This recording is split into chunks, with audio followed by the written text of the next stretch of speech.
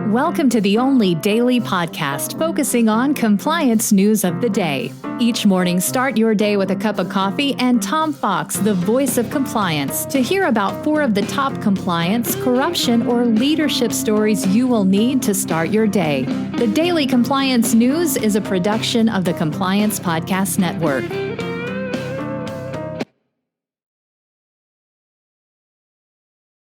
The Daily Compliance News for May 15, 2021, the Mask or Not Mask edition. And all of our stories today deal with the CDC's decision to drop the mask requirement for persons fully vaccinated. This new guidance announced amid a sharp decline in the coronavirus crisis and expansion of vaccine eligibility comes with caveats, but more importantly, lots of confusions.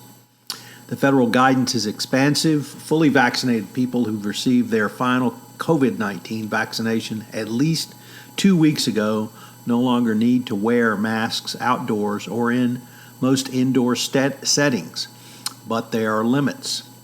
What does this mean for local mask mandates? Well, it does not override any mask orders issued by states or counties, but in the hours after the policy was announced, officials in some parts of the country began to adjust their rules to align with federal guidance. Others have yet to weigh in publicly. This news stunned health experts, political leaders and business owners, and literally everyone else. Only 2.5 weeks ago, the CDC had given a far milder directive. It's a very large shift, said many medical workers.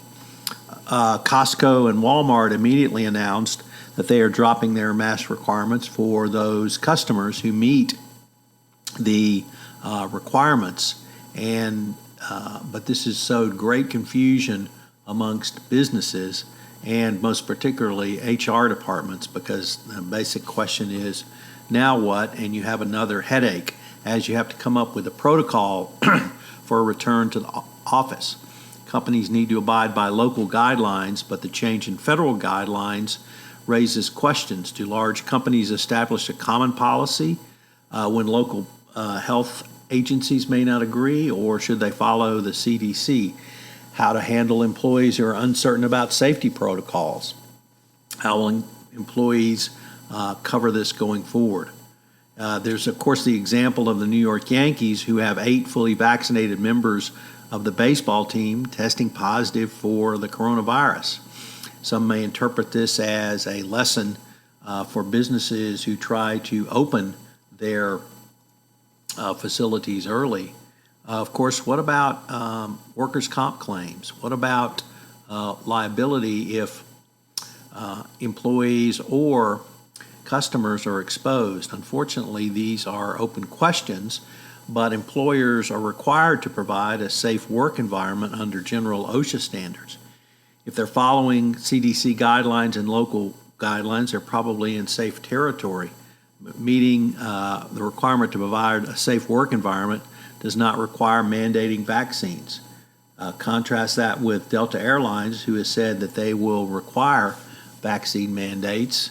And of course, in Florida, they've outlawed proof of vaccine mandates where cruise lines are requiring that of customers.